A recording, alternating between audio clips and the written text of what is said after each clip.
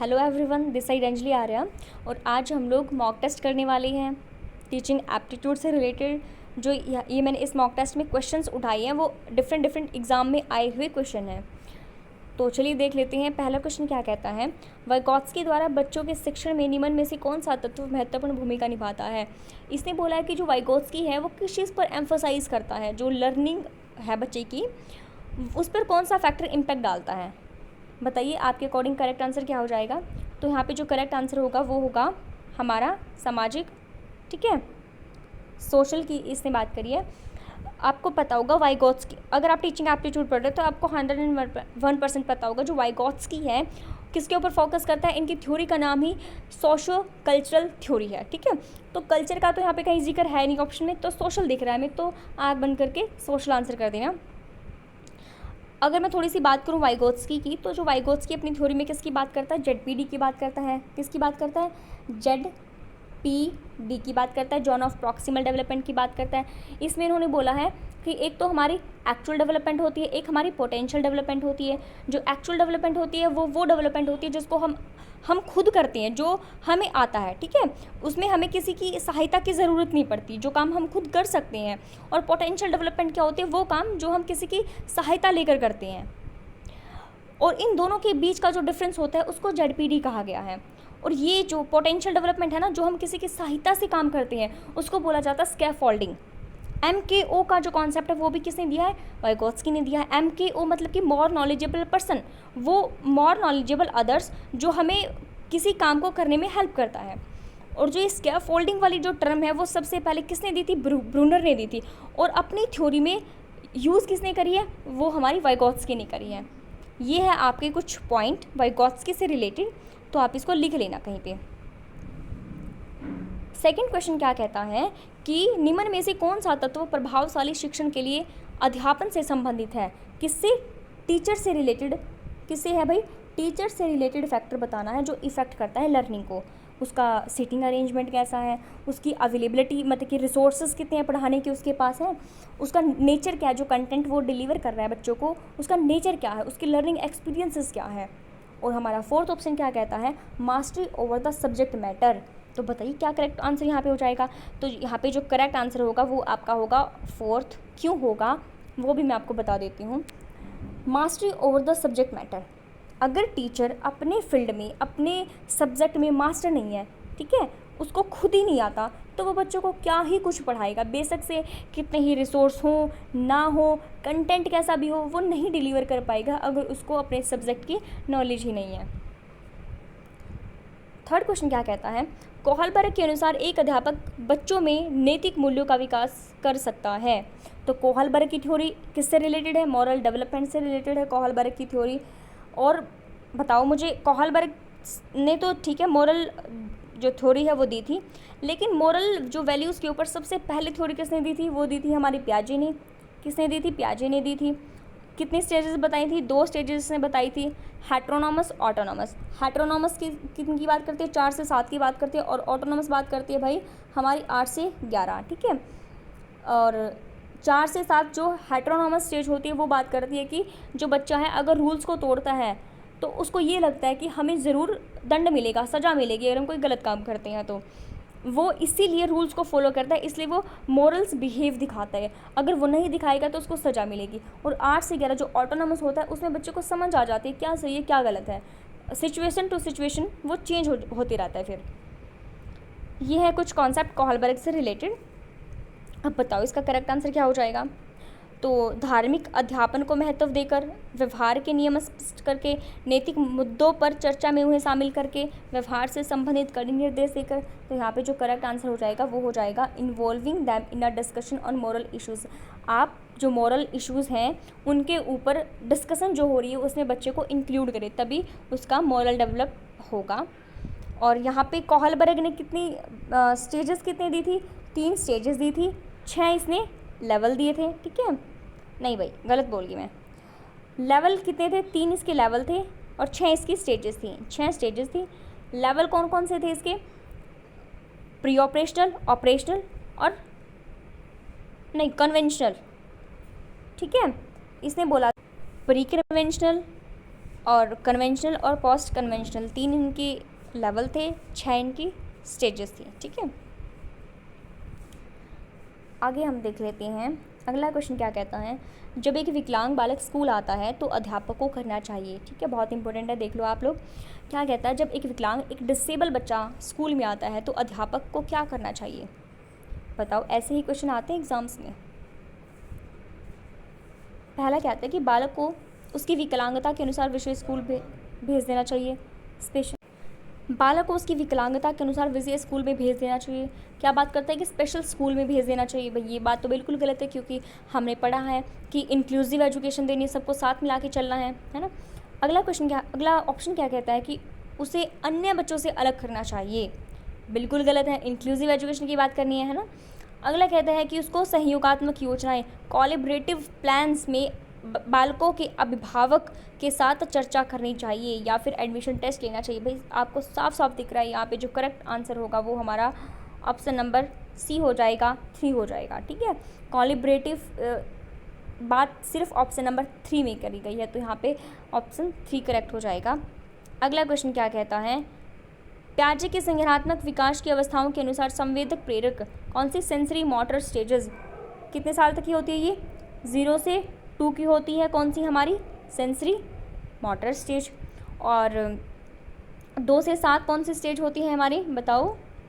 और 7 से 11 कौन सी होती है, और 11 के बाद कौन सी होती है। ठीक है, 11 एंड उसके बाद की जो स्टेज होती है वो कौन सी होती है। तो पहले तो सेंसरी मोटर हो जाएगी, दूसरी हो जाएगी हमारी, बताओ आप लोग क्या होगा। 11 के बाद हो जाएगी हमारी फॉर्मल ऑपरेशनल। ठीक है,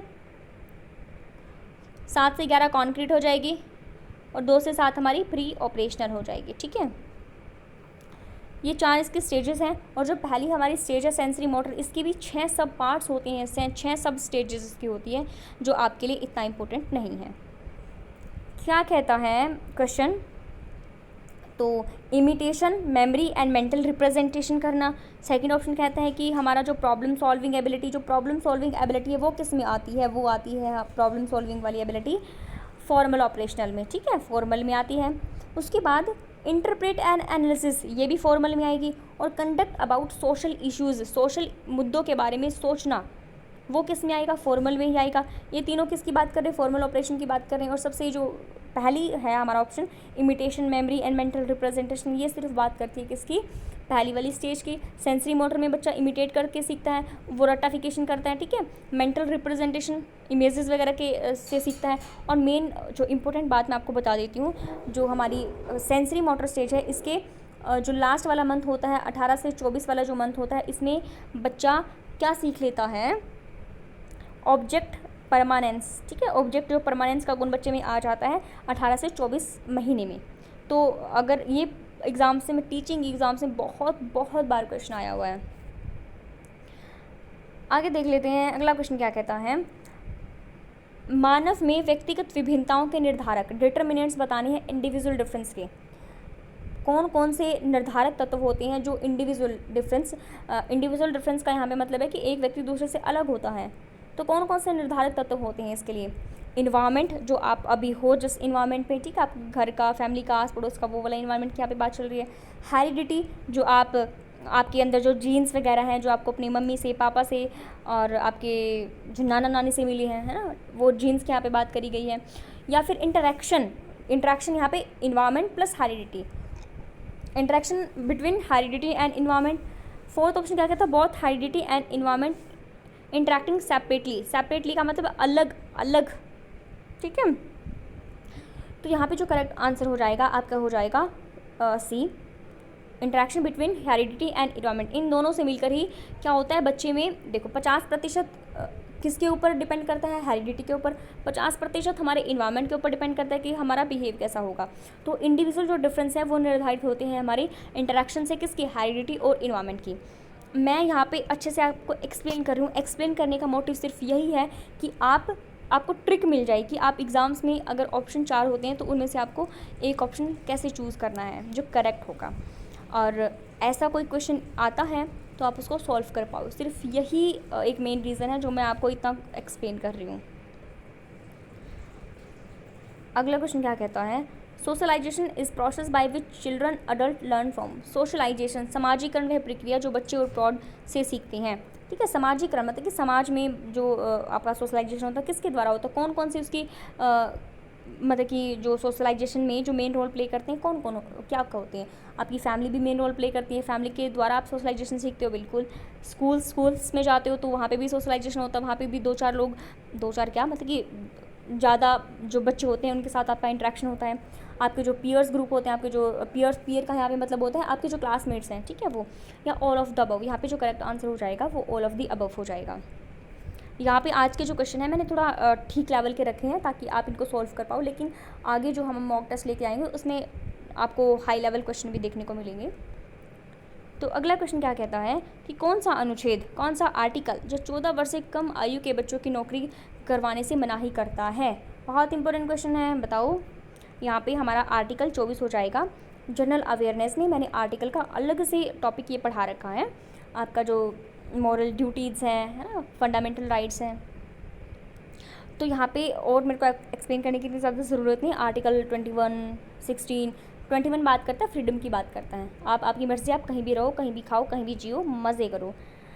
तो आर्टिकल जो 24 है वो बात करता है 14 से कम आयु के बच्चे को आप कहीं पे भी ऐसी जो खतरे वाली जगह है वहाँ पे उसको काम नहीं करने दिया जाएगा। अगला क्वेश्चन क्या कहता है, 6 से 10 वर्ष तक के बच्चे आमतौर पर किस में रुचि लेना पसंद करते हैं, उनका इंटरेस्ट किस चीज़ में होता है। किसकी बात करेंगे, 6 से 10 की बात करेंगे। आपसे क्वेश्चन में 10 से लेकर आपको 17 भी पूछ सकता है किस चीज़ में रुचि होती है। ठीक है, आपको 17 से लेकर 21 भी पूछ सकता है किस में रुचि होती है। तो बताओ 6 से 10 तक के जो बच्चे होते हैं उनको रुचि किस में होती है, उनको रुचि होती है स्कूल्स में। स्कूल में क्यों होती है, क्योंकि आपने देखा होगा छोटे छोटे बच्चे होते हैं जब वो स्कूल में जाते हैं तो वो आके कहते हैं हमारी ना मैडम ने ये काम दिया है, हमारा ना ये काम करा दो, कहते हैं ना बच्चे, आपने सुना होगा। तो काफ़ी उनका इंटरेस्ट होता है स्कूल में, हमारी मैडम ने ये बोला, हमारा सर ये कह रहा था ना। तो स्कूल में उनकी उस टाइम पे ज़्यादा रुचि होती है। और जो 10 से 17 वर्ष के बच्चे होते हैं उसमें भी बच्चों की स्कूल्स में रुचि होती है, पढ़ने लिखने में रुचि होती है, उनकी नई नई स्किल्स सीखने में उनकी रुचि होती है। उसके बाद अगर 17 से 21 की बात करूँ तो उनकी जो रुचि हो जाती है वो अपोजिट सेक्स में उनकी इंटरेस्ट उनका डेवलप हो जाता है। तो अगला हम क्वेश्चन देख लेते हैं, which of the statement given below not true for corporal punishment. Corporal punishment की जो बात यहाँ पे करी है, कौन सा इसमें से करेक्ट नहीं है। नॉट ट्रू की उन्होंने बात बोली है, इट मीन्स ये कह रहा है कि कौन सा इसमें से सही नहीं है। तो बताओ, यह विद्यार्थियों को अनुशासित करने में मदद करता है। आप अगर बच्चों को बहुत सज़ा दे रहे हो, बहुत सख्त वाली सज़ा दे रहे हो, तो इसमें बच्चा डिसिप्लिन में आ जाएगा। ये तो कोई भाई आपकी बात नहीं हुई कि अगर आप उनको सज़ा दोगे, पनिशमेंट दोगे, ठीक है, डंडे मारोगे उनके, तो वो अनुशासन में आ जाएंगे, नहीं। बिल्कुल, ये बात तो बिल्कुल सही है। अगला देख लेते हैं। अगला कहता है बच्चों को आक्रामक बनाता है, एग्रेसिव बनाता। बिल्कुल सही बात है, ये बच्चों को एग्रेसिव बनाता। अगर आप बच्चों को पनिश करोगे तो वो पनिशमेंट हो जाएगी। यह संदेश देता है कि जिसकी लाठी उसकी भैंस। भाई सही बात है, पनिशमेंट करोगे तो बच्चे सीख ही जाएंगे, ठीक है। क्योंकि आपने देखा होगा जो टीचर बहुत ज़्यादा पनिशमेंट करता है बच्चों को, तो बच्चे ना उसी का काम ज़्यादा करके लेके आते हैं, है ना। और जो टीचर बच्चों से प्यार से बात करता है, उनको कभी मारता पीटता नहीं है, बच्चे उनका काम कभी नहीं करके लेके जाएंगे। तो यहाँ पे होगी ना वो जिसकी लाठी उसकी भैंस वाली बात है। अगला क्वेश्चन कहता है यह बच्चों में को भावनात्मक विकास में सहायता करता है। ये भी बात सही नहीं है भाई। अगर आप बच्चों को सख्त सजा दोगे तो वो उससे बच्चे का जो इमोशनल डेवलपमेंट होगा, है ना। तो यहाँ पे जो करेक्ट आंसर हो जाएगा वो ऑप्शन नंबर ए हो जाएगा। यह विद्यार्थियों को अनुशासित करने में मदद करता है, ये सही नहीं है अगर आप बच्चों को सजा दोगे तो। अगला क्वेश्चन क्या कहता है, 6 से 11 वर्ष के बच्चे पतले होते हैं क्योंकि वे अत्यधिक व्यायाम करते हैं, इस काल में ऊंचाई ज़्यादा बढ़ती है, वो जंक फूड ज़्यादा खाते हैं या बहुत ज़्यादा टीवी देखते हैं। तो ये क्वेश्चन मैं छोड़ती हूँ आपके लिए, आप बताओ। बहुत इंटरेस्टिंग क्वेश्चन है, बताओ इसका करेक्ट आंसर क्या हो जाएगा। तो आज के लिए इतना ही। अगर आपको वीडियो अच्छी लगी है तो प्लीज़ लाइक शेयर सब्सक्राइब जरूर करें। Thank you.